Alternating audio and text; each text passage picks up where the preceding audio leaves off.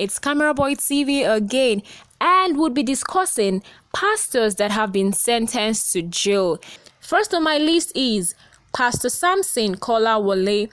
This pastor is with the Pentecostal Church, and he is set to die by hanging for murdering one Mr. Ayo Olaniyi at a farm settlement within the Okibo axis in Ondo State. Justice Ademola Bola ruled that all evidence before the court in the last 4 years showed that Kolawole was guilty of killing Olaniyi following death machetes on the deceased head. Kolawole deserves to die by hanging. Moving on to the next on my list, I have Pastor Glory Abefar and Reverend Vincent Opogo. This duo pleaded not guilty to each of the 16-count charges leveled against them by the EFCC, bordering on conspiracy to steal, and they were even sentenced to 1 year imprisonment on each of the 16 counts respectively. They are to begin the new jail term with the end of the initial 17 years they were sentenced to by the federal and state high courts in Delta states. This one is from one prison jail term to another one. No be here. The EFCC legal team followed and investigated a petition which fingered them in the stealing of 32 million naira. That's a whole lot of money, guys. That's a whole lot of money.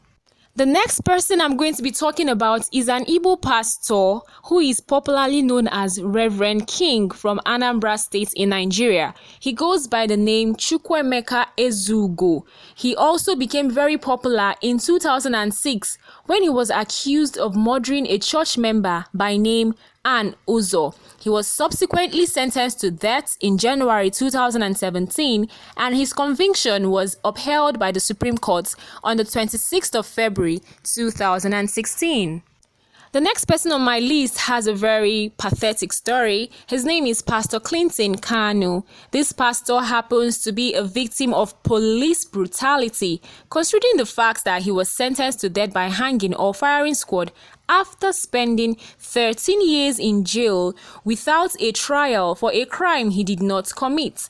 Pastor Kanu was arrested for murder and sentenced to 27 years in prison on a death row without substantial evidence. However, he was released in April 2019 after his case was reviewed by the Supreme Court, and with no convincing evidence against him, the guy was freed.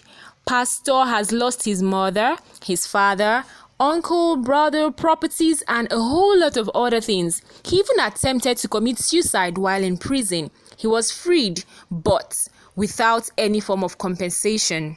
The last but not the least for today is a pastor who goes by the name Arolo. A court sitting presided by Justice Latifat Okono handed down a death sentence to one of the youth pastors in RCCG as evidence proved he murdered his wife in their matrimonial home. What a sad story.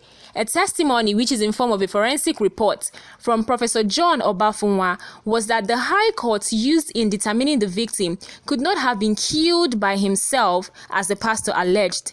The forensic report shows that Titilayo, who is the pastor's wife, was murdered through a 76 knife stab wound which were on various parts of her body, including her left eye, her right eye, and her upper chest area.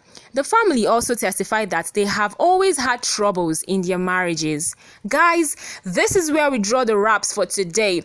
Do well to join us on our social media handles. On Facebook, it is Camera Boy TV Igbo. On YouTube, it is Camera Boy TV. And on Instagram, it is cameraboy.tv Igbo. Do stay safe.